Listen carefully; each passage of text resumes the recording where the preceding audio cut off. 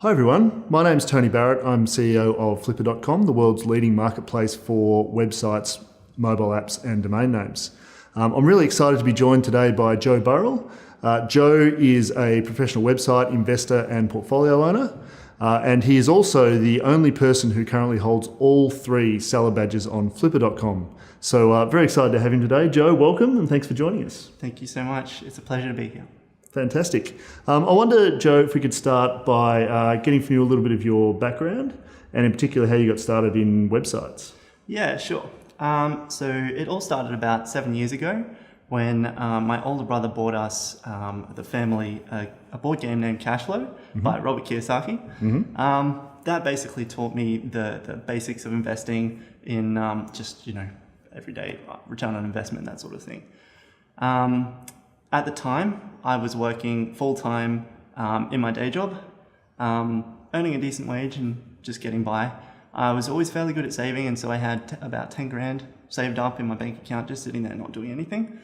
And so after learning a little bit about investing and realizing that that's an option for me, I started looking at all sorts of different investment opportunities, things like shares and property and so on. In the end, long story short, I ran into a couple called Matt and Liz Rad, and went along to their 3-day workshop and was instantly hooked. I just knew that was exactly what I was looking for. So signed up for their high-end mentoring course, and then the rest is pretty much history. Matt and Liz, we know them well. They're fantastic, aren't they? Yeah.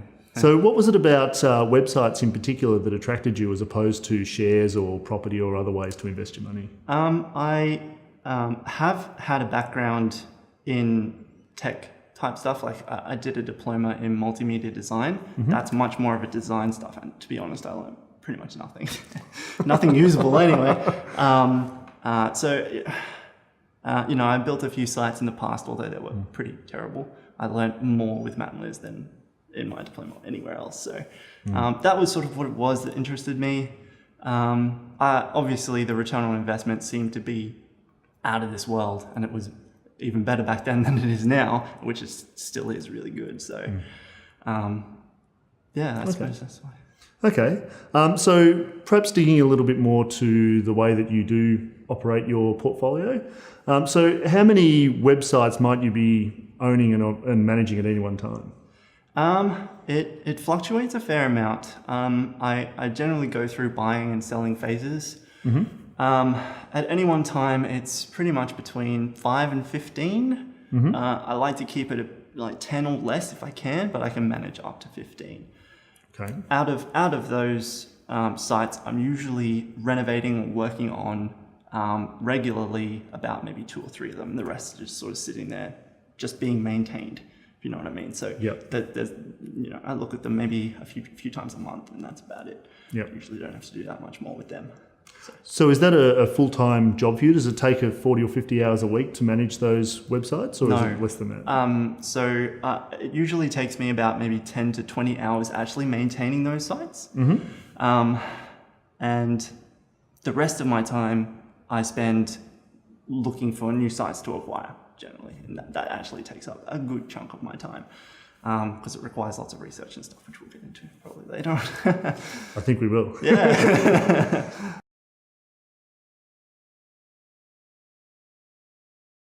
What I'd really like to ask is, when you're looking for a website to buy, what are the things that you look for in a website? There are a lot of factors, lots of things that I really like to see. In general, it's high margins. So I like any site that has high margins to it, low expenses, high profit, or high income. What that does is it gives me room to reinvest that money into the website to grow it. There are a lot of other factors like domain authority, history, and more obscure type stuff that's sort of not really possible to put an exact value on. But yeah, that's usually what I'm looking for. So do you subscribe to the Warren Buffett approach of invest in what you know? Invest in what you know. Yeah. Although, having said that, I am in plenty of niches I know pretty much nothing about. So, not always. So do you have particular favourites, I guess, in terms of the types of niches you look at or the types of sites that you like to invest in terms of how they're monetized or how they operate? No, actually I don't. I definitely have favourites, like not niche, but favourite monetization methods, and generally the content type sites are the ones that I like the most. Okay. Advertising or affiliate revenue, because they're the more passive ones that don't require my attention 24/7. Fair enough. And do you believe in terms of return on investment and that sort of thing that they're the best ones for you to invest in as well? Yes. So return on investment is pretty much everything when it comes to this. So when I invest in a website, I always intend to make that money back through the website. Yeah, if I can. Absolutely. Why wouldn't you? Exactly. So in terms of, you mentioned before that you tend to renovate some sites and work on some sites and others are more passive. So when you're buying a site, are you always buying it for resale value and to resell it in the past resell it in the future? And how often would you typically hold a site when you do buy it? Yep. Okay. So a few questions there. Let's see. So I hold the sites generally between 6 and 24 months. Okay. I will hold it for longer than that if it's if I can see that there's potential. But usually when it's made its money back, I'm looking, okay, when should I sell? When's a good time to sell? And then it's never really set in stone. It depends on the trajectory of the site and so on, things like that. But every single site that I buy, I have the intention to sell eventually. Yes. Okay, so you wouldn't look at investing in a site and holding it for a long period of time just to generate revenue through that? It's not really your game? Maybe eventually. At this point, no, I'm not doing that yet. Okay. But I do own a couple in my portfolio. I know I'm going to hold for more than 24 months. So, there are definitely ones that are exceptions. And is that something that you can recognise up front? You know when you're buying it that it's going to be one of those ones you might hold for a longer period of time? Yeah, I can tell. You can tell? Yeah, I can tell. They usually have a lot more established business. They've got a history that is consistent or slowly uptrending. I can usually tell. But, I mean, the plan. You set a plan, and those things generally change over time anyway. So, never know 100%. No, exactly. So I imagine as someone who is buying sites for resale value, you're always on the lookout for really well-valued sites. So sites that you can buy at a lower price and then sell for a higher price later on, right? Yes. So can you tell us a little bit about the valuation process that you use? How do you value a website that you're looking to buy? All right, so it pretty much because we're looking mostly at ROI, a lot of it does come down to the profit, the monthly profit. So I look at the expenses that I'm going to incur, not what the seller is incurring. So the seller will sometimes have expenses or won't have expenses that I will have, whether it's because I'm outsourcing something that they're not, or my hosting is going to be a little bit more, or if I'm going to intentionally post more content, or whatever. And that's a really important point, right? That what they do might not be the same as what you do, depending on your skills and your contacts and all those sort of things. Exactly, yeah. And as someone who runs 15 sites at a time, you don't necessarily have the time to put 20 or 30 hours in a week into one site. Exactly. So you might incur more cost to outsource that. Yes. Yeah. What was the other half of that question? Forgotten. It was how do you? I just wanted you to walk through a little bit of your valuation process. approach. Yeah. So Yes, how do you value a site? Yeah. So you talked about the expenses side, which was might be different from what the seller has. So I generally get the profit and then figure it out monthly multiple based on that. There's lots of other factors like like I said before, the history and so on like that. General rule of thumb though is I only spend more, or I only spend less than what I think I can sell it for. So if a site I think I can sell for 20 grand, the seller is offering it to me for 15, that's a good deal for me because I know that I can get that. But that's something that I've builds up over time through experience. So it's not something that you can, a newbie can come along and know. It's something that I just know from myself, this is the sort of site that I think I can sell. I know that the market value around this is this and so on. So, yeah. But you know that because you've been doing this for a number of years. So if you're talking to someone who's looking to get into this space, then is experience the only way for them to get to that point and to learn it? Or are there other things they might be able to do to get up that experience curve more quickly? In terms of buying and selling, no, you just have to do it.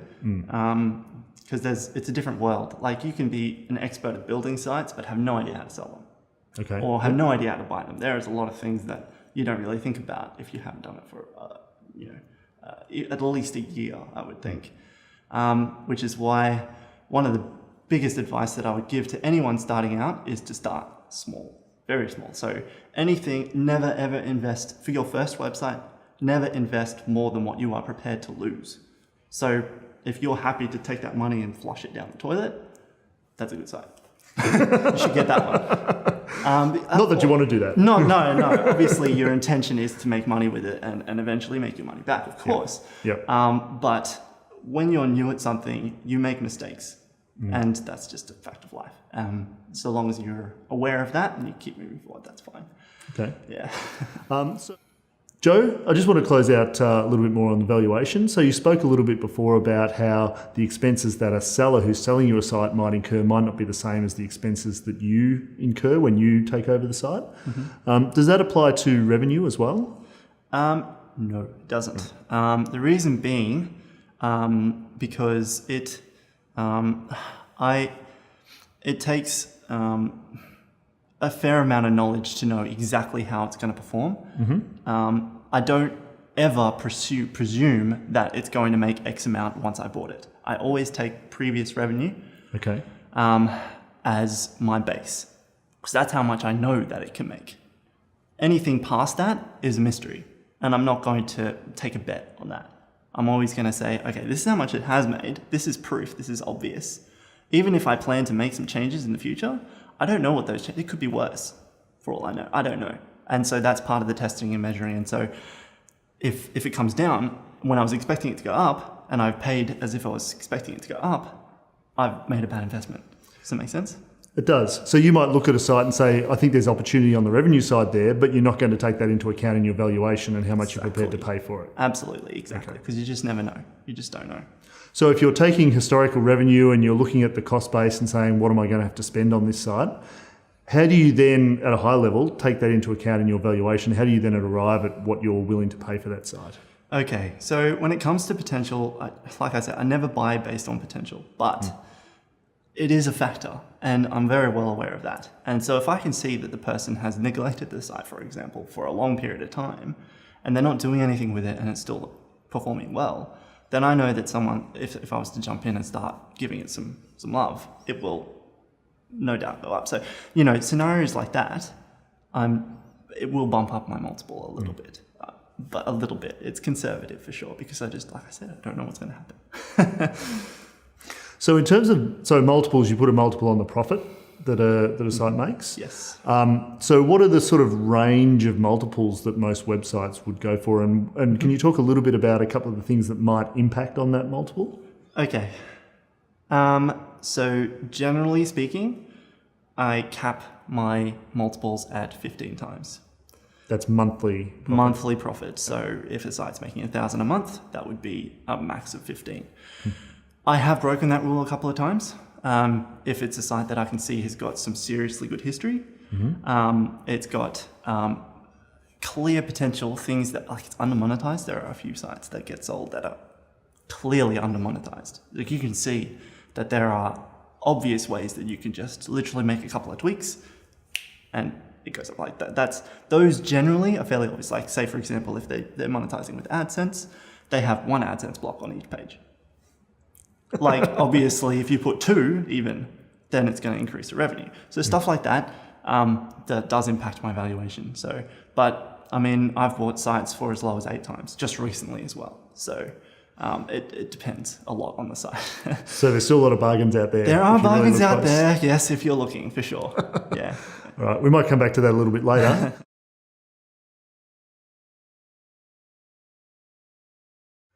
So, Joe, we've talked a lot about what it's like to be a buyer in terms of buying a website.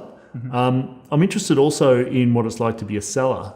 So do you have any key tips for someone who perhaps might have built a site and are looking to sell it and have never bought and sold before? Okay, yeah, sure. A few tips. Number one is definitely documentation. You have to make sure that you document your pretty much as you possibly can about that website, so that it's ideally in a package that you can just simply hand to every buyer that comes across. It eliminates a lot of questions that get asked of you, and it just sort of lays it out. You want to make it almost to the point where the buyer doesn't really even need to do due diligence. Like, everything is in this document. So it's fairly comprehensive. I use Google Sheets for this. I call it my KPIs for this. And then, you have a profit and loss in there. You'll have, make sure that's accurate, 100% accurate. That's very important. If it's, you've got screenshots that are different than what's in your profit and loss, that's a red flag and a bit of a problem. Your top keywords that are bringing in traffic, most popular pages, how much traffic they're coming, bounce rate, time on page, all those sort of metrics. And if you're selling your own product, then, conversion rates and things like that also go a long way to help. Return rates and so on. So that's documentation. The next thing is to answer everyone's question as if they are your buyer. So if someone is coming to you and asking you a lot of questions, or even if it's just one question, can you add me to the Google Analytics or whatever, you can elaborate on that. You can say, add it and so on. Answer every single response as if they're your buyer. Is that because any one of them could be your buyer? Exactly, partly. Also, it shows that you are willing to put in the effort when it comes time to close a deal. So if they give you like 1 or 2 questions and you answer 15, not that you have to do that, but then it shows the buyer that you are someone who's good to work with, and they will be willing to pay you more just simply because they're working with you. Yeah. That goes back a bit to what you're saying about the seller before, when you do due diligence on the seller. So you're trying to prove yourself as a really good seller that people will be happy to buy from and trust. Mm-hmm. And I imagine your experience as well as a buyer allows you to then set up the sale more effectively because you know what they're looking for. Yeah. Helps to be working on both sides at different times. Yeah. Yeah, you can definitely organize all sorts of different business structures. Structures for the deal. So, you can have earnouts and those sorts of things as well. Most common is definitely just a buyout though, especially if it's a smaller sort of site. Just a straight payment for the site. Mm-hmm. Yeah. So you also mentioned before that one of the really important things you do as a buyer is due diligence on the seller to make sure that you trust that person and you're happy to buy from them. Mm-hmm. Does that work the other way as well? Do you do due diligence on a buyer as a seller? No, I don't. The reason, I don't know if I should or shouldn't, but generally speaking, there is significantly less risk as a seller that the buyer will drop out. Usually, especially if you're using a platform like Flippa, there are a lot of buyers. There are a lot of people there willing to spend money on your website. So generally, it just goes to the highest bidder. So, and if things don't work out with that person, that's okay. You can just either go to the person who was second and just say, look, the first person fell through. Would you still be interested in it? And if that doesn't work out, you can just relist it.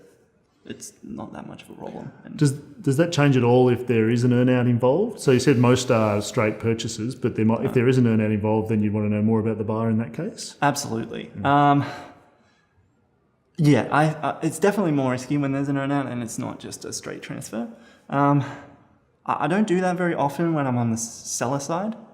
In fact, I don't think I've ever done that, but I am open to the option.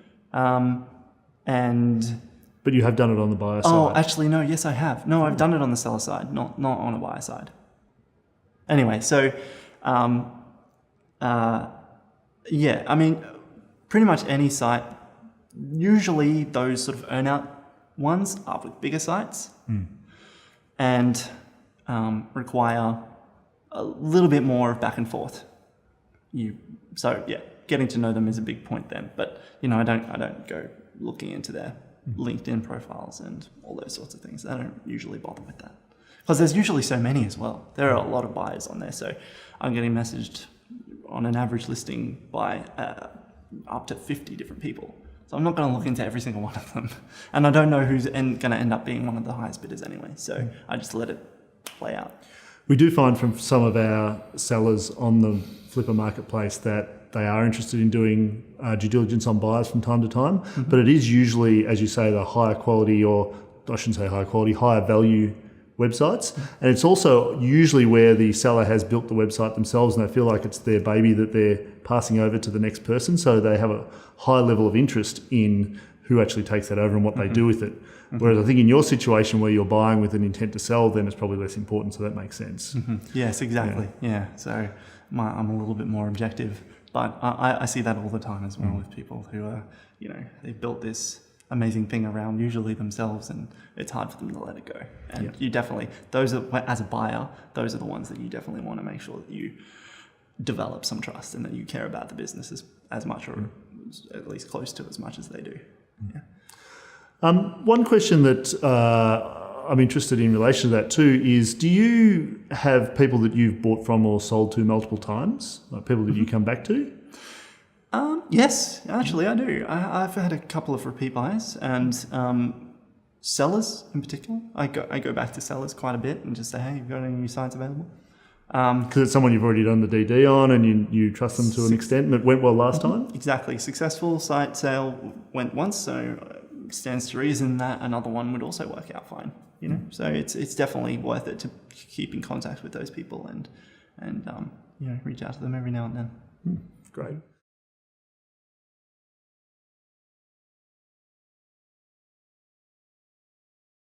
So one question or one topic we haven't really covered so much so far is monetization. So I'm interested in your views on monetization of a site. Obviously, there's multiple ways to do it.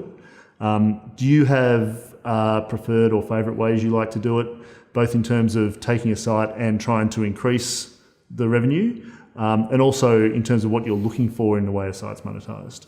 Okay, yes. So like I've said already that AdSense and affiliate type sites are usually my favorites. So I'm looking for opportunities where there's, say, you can tell that they're being under monetized for whatever reason. So that's definitely number one. Those are the simple quick wins. A lot of the time there will be an email list as well with the site that is being very underutilized. Usually most sites that have an email list, there is an opportunity for a digital product, whether that's an ebook, a course, or just something just simple that you can just digitally transfer through to the buyer, through to your customer, and sell it on the platform. So I think that in terms of generating more revenue, digital products, if you can, depends a lot on the site, but digital products definitely go a long way. That's a massive big win. If you can see that, if like a good example, recipe type sites. So if you've got an email list of 2,000 people and they're getting emailed every single time you send out, you post a new recipe to the site, don't you think that if you went through your archives, compiled all of your best and most popular recipes and sold it to them as an ebook, they'd be willing to buy that? So that's an example of what you could do. And it's literally, you don't even need any new content, maybe a little bit in between the paragraphs and stuff, but compiling it so that it's an easy built for you package that you just go, here you go. And that's a fantastic, I love doing that one. Yeah. Great tip. Yeah, I'm sure you could do quite well out of that. Yes. Are there any, so on the other side of that, are there any monetization types that you don't like or that you avoid? Yes, there are. E-commerce, physical e-commerce sites. I've never owned and maybe never will own. Just simply because the margins are usually a lot lower. So, your expenses are really, really high. Your your income is then is also really high, but your profit's only this, which means you only have this much room to play with. Also, it requires quite a lot of work. You've got customers to deal with, you've got orders to fill, and actually sending those physical products to where it is that they live. returns and all sorts of inventory type things, warehouses to store the inventory, all those sorts of issues. Just, I don't know. I don't like it personally. Also, it's a lot harder to sell. They're really difficult. I've seen a lot of sites on Flippa that are e-commerce, and they usually sell. It just seems like there's far less activity on them. I don't know that for sure, but maybe that's just my perception. But it does seem to be that they are harder to sell because you've got inventory, you've got something that's extra. It's not just a website then. You know, it's more of a traditional business type thing, which is not what I signed up for. Fair enough. Keep it simple. Yes. Yep. Yeah. Keep it focused. Makes sense.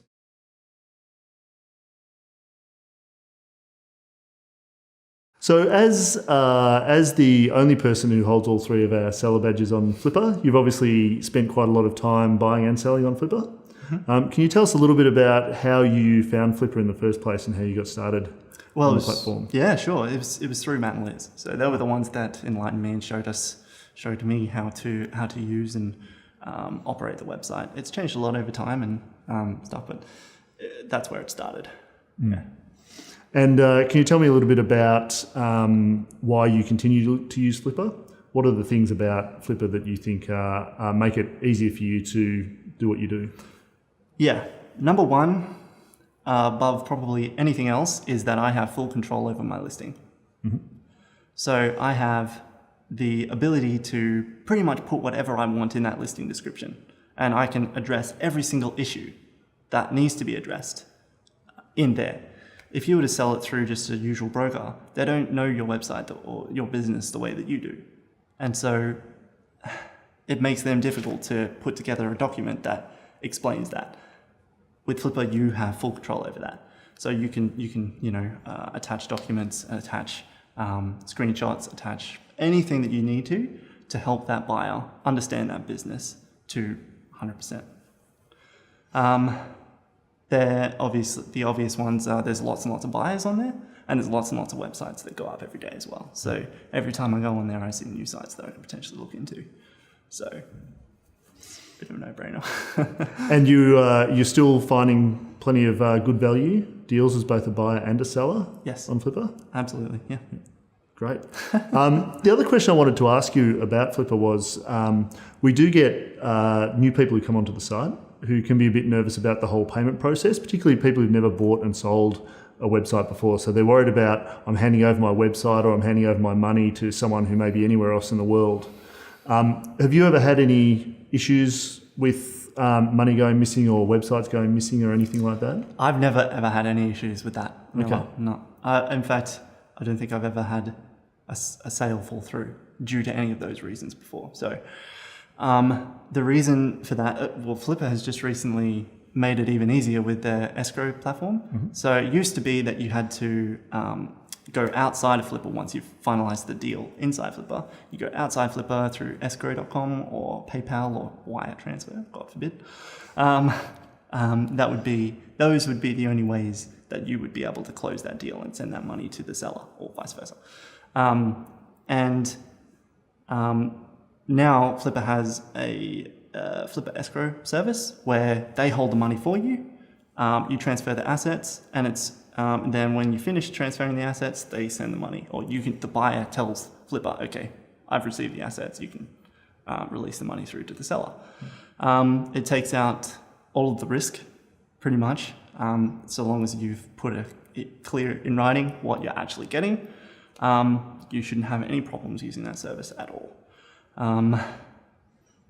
Yeah. Fantastic. It is something that new people can be concerned about. So it's good to know that someone with your experience who's sold so many websites and bought so many websites on the platform has never had an issue. Yeah. It's great to hear. Maybe I'm lucky, I don't know.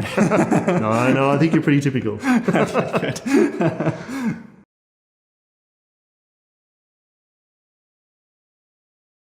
But what we have been talking about in terms of the profit and the revenue sort of leads us a little bit into due diligence. Yep.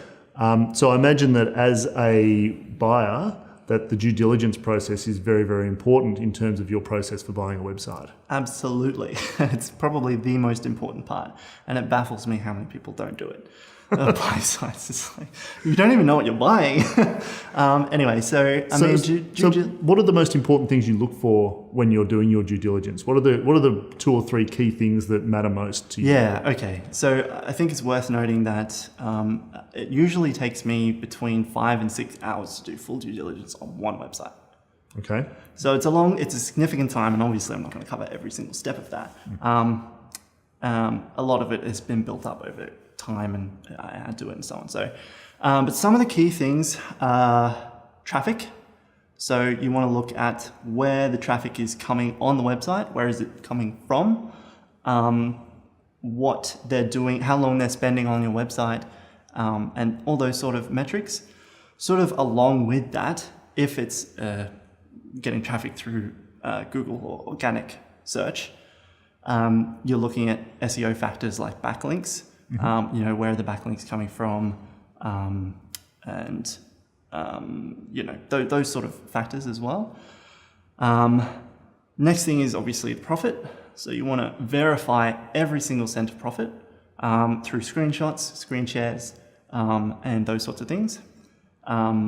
And along with that sort of goes with the expenses as well. So some sellers are a little bit dishonest when it comes to expenses because they're trying to make it look better than it actually is. So you have to be careful, which is one of the reasons why I value sites based on what my expenses are going to be, not what theirs.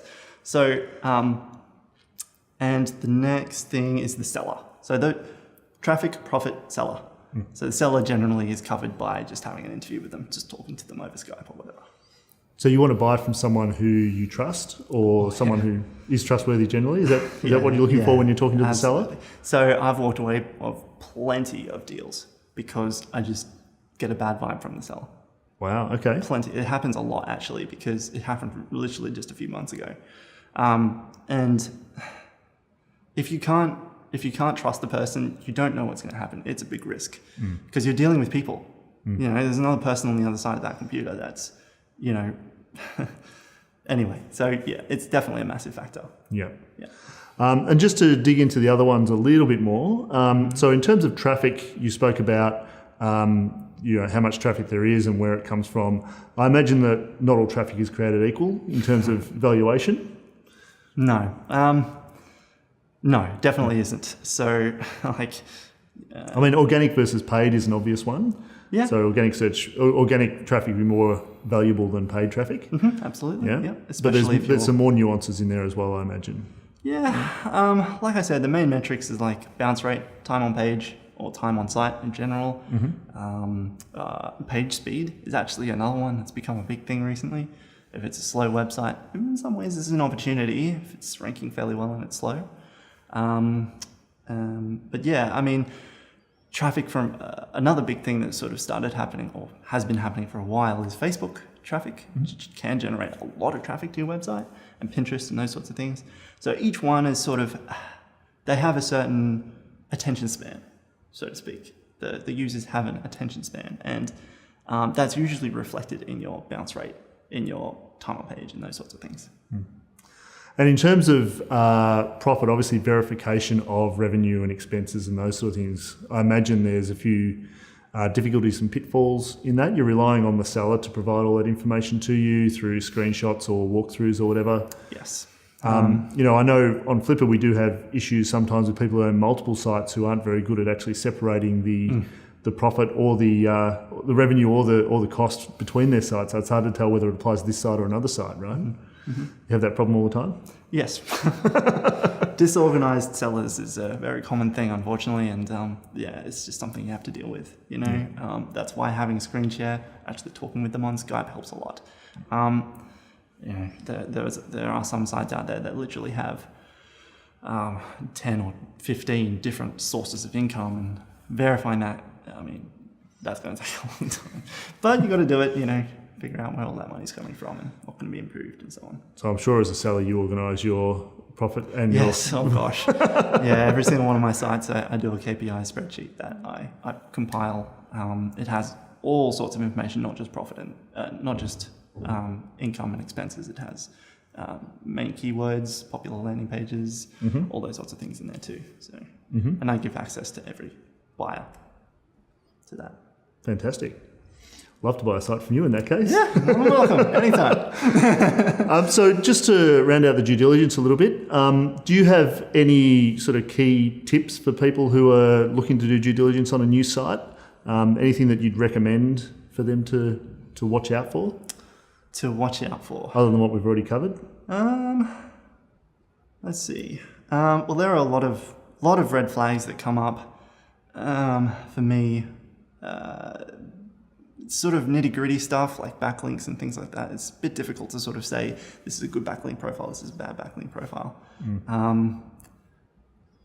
My number one piece of advice for people buying sites is to just ask lots of questions. You know, you're buying a business from someone, and it's your responsibility to find out as much about that business as you can before you buy it, whether it's big or small. And by asking lots of questions, you will learn a lot more about the site and have a clearer picture about whether or not that's something you actually even want to take on. So that's definitely an important thing. And it's not really due diligence per se, but it's just, you know, use your head. If it's something that you don't feel like you can run, or you don't want to run, or you don't want to learn to run, then maybe you should pass on that one, you know? Sounds very sensible. And so the last question on due diligence is, do you have any particular tools that you use that help you with the due diligence that some of our viewers might be interested in looking at as well? Yeah, sure. So when it comes to traffic, get Google Analytics guest access. That's number one. You need to have access to Google Analytics. SEMrush is another tool that I use. Ahrefs as well, but I don't use that one as much. SEMrush I like quite a lot. That gives you some fairly detailed organic search metrics. For backlink profiles, majestic.com. There are, again, other ones. I think Ahrefs also does that. Domain authority and the sort of MozRank, those sorts of things that come from moz.com. And Skype, of course, to just jump on a Skype call. Yep. To talk to the seller, to have run-throughs and that sort of stuff. One other thing, for content-based sites, Copyscape is another good one. Okay. So Copyscape basically just, you grab a bunch of content from the website, paste it into Copyscape, and it will tell you if there's duplicate content out there somewhere. Of course, yes. Unique content versus duplicate content. Exactly. Big difference. Yeah, so you'd be surprised how often content gets duplicated online. So I'm sure. You have to be careful for that. I'm sure. So I imagine in your 7 years of experience in doing this, you've had a lot of wins, a lot of misses. Oh, yeah. So can you tell us a little bit about one or two of the not so good investments that you made?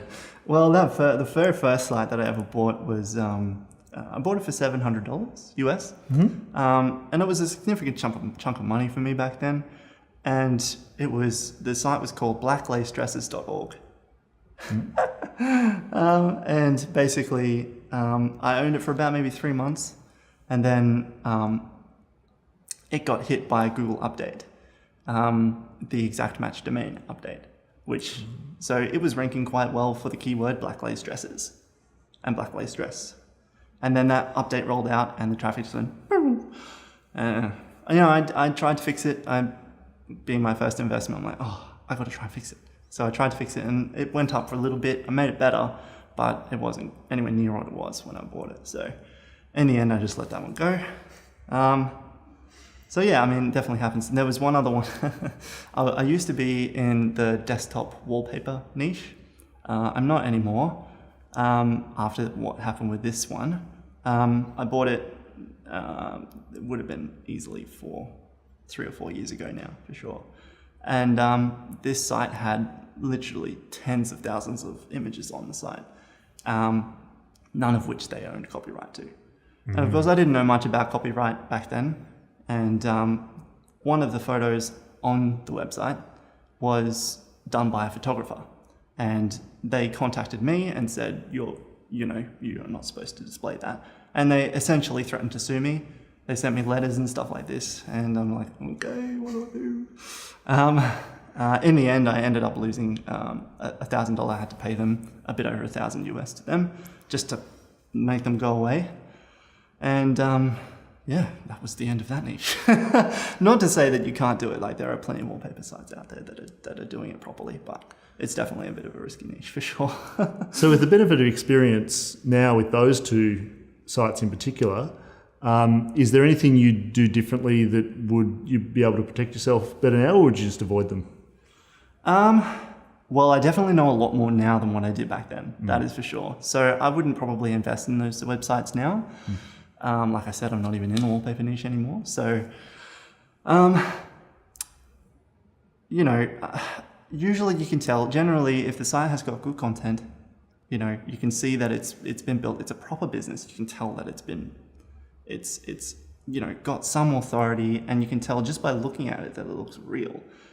That's a good sign, just right there. So, you know, those two sites that I bought that I just mentioned, they did not tick that box. So, yeah. Fair enough.